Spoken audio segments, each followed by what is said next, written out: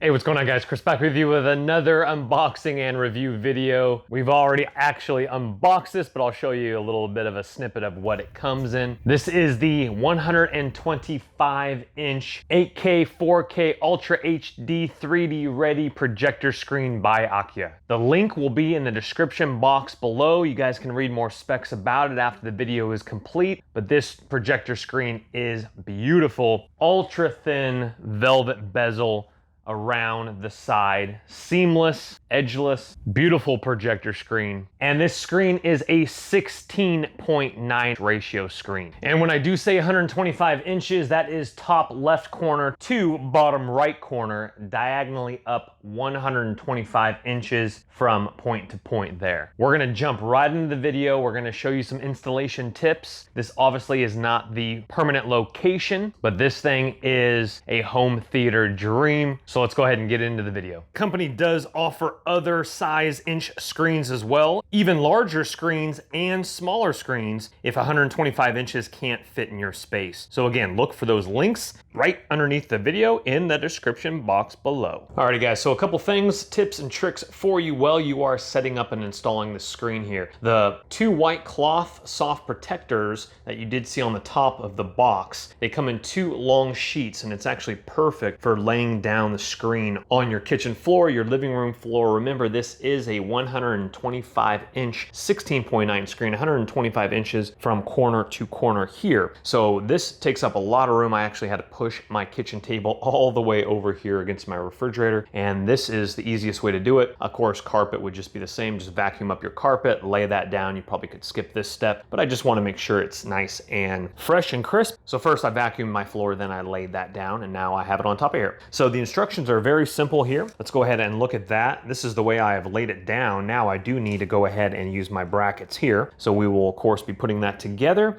And if there are any tricky steps, which I'm not anticipating, but if there is, we'll go ahead and be back with you for a portion of the setup steps. Besides having the room in your house to be able to lay 125 inches down, let's go ahead and take a look. Now it is leaning on the center bracket against my disc golf basket here. If you're gonna do this, don't put any pressure on the screen. The pressure is on the centerpiece. Let me go ahead and show you that now here. So again, there is a centerpiece running straight down. So the directions are pretty clear, but a few steps that I will help you out with here. So the small screws, you have 32 small screws with washers. Those go into the right angle brackets here, and the bracket goes in between the aluminum here, pieced together, and the screws with washers flip in right there. Now over here on the center piece, there are 8 screws a piece, and then there's going to be 8 screws down there, and then 4 in that corner, 4 in that corner, 4 in that corner, for a total of 32. You might have a few extras. Then each individual spring gets loaded into the little hook here. Now there are tension rods in here, and the tension rods come in a couple different sizes. Now there are longer ones, and then there's 2 shorter ones. So a long one and a shorter one go in the top, and what you do here is you put them in, but don't slide it all the way that way. Slide one large one in this way, slide the small one in that way, and I do have a little bit of a gap. It's probably, they do piece together, but I think mine's separated, so there's like maybe a centimeter gap. That doesn't matter at all, but they do piece together, and you can slide one in, or you can slide in one and one. It's up to you, but again, one smaller tension rod goes in the top, and one larger tension rod goes in the top. One large tension rod goes in the side, one large tension rod goes in the side, and again, large and small on the bottom. And then you have large screws, and the large screws go into the edges of the felt here. Now, if you can try to make your edges even better. On the front, it looks fine. Unfortunately, with the side tension rods, the top is fine. The tension rod is not in the way of the felt here. But for the sides, even though it is even on both sides, it just snugs in right here. So if you get a little bit of a gap, as long as it looks good from the front, you're gonna be okay. And then there's screws all over. Now, one other thing as well is that the screen, no matter how even you get it, it overlaps a little bit And so when the screen is overlapped, before you put the screw in, you're gonna notice that you've covered up the holes, and you'll actually have to take like a little pin or something and poke a hole in the screen, which does not show, don't worry about that, and then screw it in so you actually can see the screws that you're doing that in. I actually had to do that for all 12 poke small holes because those holes again are in the top. With that said, you will have some springs left over and a couple screws, and that will save you some time putting it together. So now we need to actually move some furniture in here because I want to be able to prop it up right up in this direction here. This wall, I believe, is actually too small. I will take a tape measure, but I think it's gonna overlap a little bit here, not to mention the couch is right there as well. So I think what I'm gonna do here is I'm gonna prop it up temporarily, but it does come with mounting hooks and anchors, of course, which are right here in the brackets, being able to slip in the back, and your drywall anchors and screws right there for wherever you do decide to install this. I will be using an Optoma GT1080 full HD 3D ready projector, and I'm really excited to see what it looks like. All right guys, let's go ahead and take a look at the projector screen in the daytime. Now, first and foremost, right off the bat, I am filming with a Samsung S8 Plus, and it is filming on 1080p. You will see some lines coming down for some oddball reason.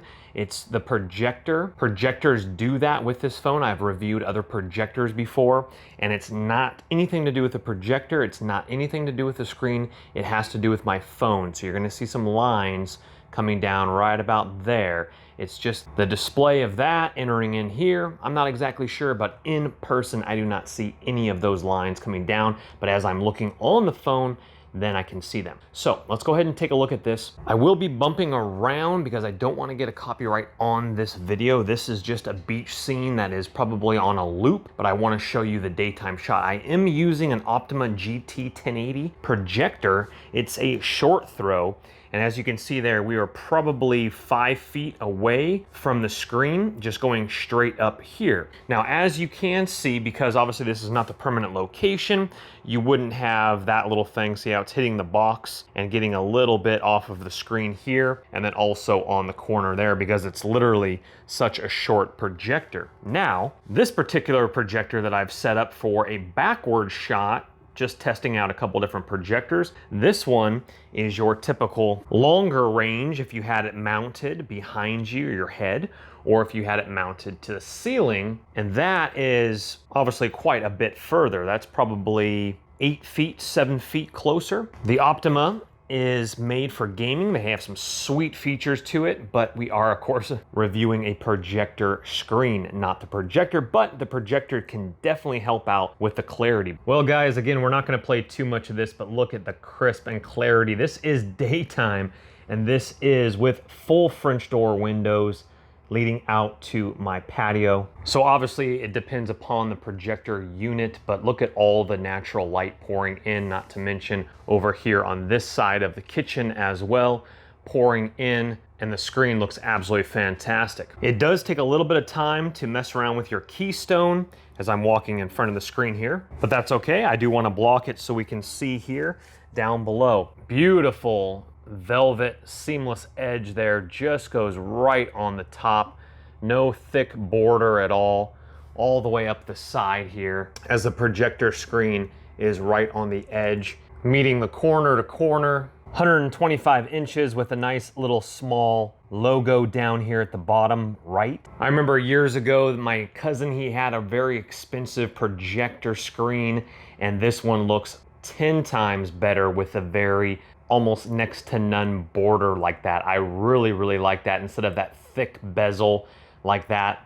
I like televisions the same exact way. Here we have a 60-inch that has an even thicker bezel than the projector screen, but you guys can see smaller the bezel, the larger the screen, it just looks a lot more cleaner in my opinion. That's what I definitely like about this projector screen. I've been watching a lot of disc golf out here in the evening time using an external speaker with the projector unit. And of course we will be giving you nighttime shots as well. It looks great during the daytime, but nighttime is absolutely stellar. We're just gonna take a quick look at this video as well. We definitely do not want to get a copyright on the video. Forgive some of those lines. Let's go ahead and fast forward a little bit. This is kind of, I guess, a walk through the woods. Just looking absolutely stunning. A lot better in person, obviously, without those lines kind of going down the center of the screen, but absolutely beautiful. Please forgive kind of the makeshift box I have set up. Again, this isn't going to be the permanent location. I'm testing out different walls, not to mention I want to do a full